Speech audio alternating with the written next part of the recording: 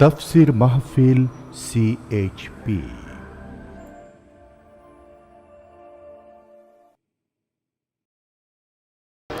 কোরআন শরীফ বিশ্বাস করুন, এটা কোনো তাবিজের কিতাব নয়। অনেক কোরআন শরীফ আছে বাংলাদেশে, যে কোরআন শরীফের শুরুতেই অনেকগুলি নকশা থাকে, তাবিজের নকশা। আপনারা নিশ্চয়ই লক্ষ্য করেছেন, আমাদের দেশে বাংলা ভাষায় যে কোরআনগুলি ছাপা হয় তাতে এই নকশাগুলি থাকে, বিশেষ করে এই সাবকন্টিনেন্টে, বাংলাদেশ, পাকিস্তান, ইন্ডিয়া, এইখানে যে কোরআনগুলি ছাপা হয় সে কোরআন শরীফের মধ্যে এই ধরনের নকশা থাকে। সূরা মরিয়মের নকশা, সূরায়ে ইউসুফের নকশা, সূরায়ে মায়েদার নকশা, এই আবার নিচে লেখা থাকে এই নকশা ব্যবহার করলে জ্বর ছেড়ে যাবে, ওই নকশা ব্যবহার করলে বিয়ে হবে তাড়াতাড়ি, ওই নকশা ব্যবহার করলে বাচ্চা হবে শীঘ্র, এই রকমের নানান কথাগুলি লেখা।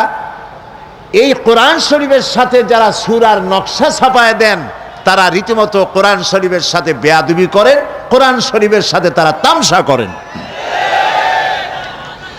এই আরবি, তারা আরবি অক্ষরগুলির কতগুলি নাম্বার বানিয়েছেন, এই নাম্বার তো রাসূলুল্লাহ বানান নাই, এই নাম্বারগুলি তো সাহাবায়ে কেরাম দেন নাই। আলিফের নাম্বার কত, বায়ের নাম্বার কত, তায়ের নাম্বার কত, এইভাবে কতগুলি নাম্বার দিয়া সূরাগুলি একত্রিত করিয়া 1273, 1792, 1421, 230 ইত্যাদি কতগুলো নাম্বার দিয়া, এগুলি দিয়া এক একটা সূরা নকশার মধ্যে ঢুকাইছে। এরভাবে ঢুকায়া বিসমিল্লাহির রহমানির রহিমের অক্ষরগুলির মোট হিসাব করে 786 বানাইছে। এখন এগুলি মানুষেরা লিখতেছে, এগুলি দরজায় লিখে রাখে, সিডিতে লিখে রাখে 786। এখন আপনারা বিশ্বাস করুন, 786 যদি 10 লক্ষ বারও কেউ লেখে অথবা পড়ে, একবার বিসমিল্লাহির রহমানির রহিম বলার সমান হবে না, হবে না, হবে না।